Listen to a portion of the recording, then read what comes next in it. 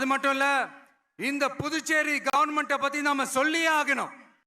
இது டெஃபினட்டா தமிழ்நாட்டில் இருக்கிற மாதிரி நம்ம திமுக கவர்மெண்ட் மாதிரி கிடையவே கிடையாது.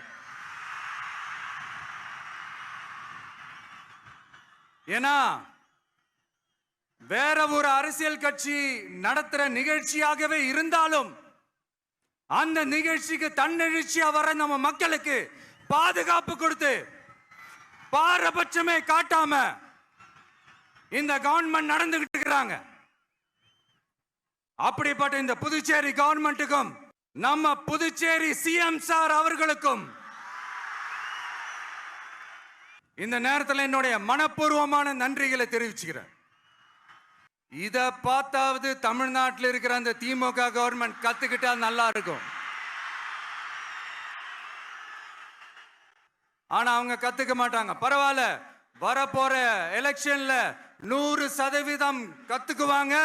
அத நம்ம மக்கள் பார்த்துக்குவாங்க.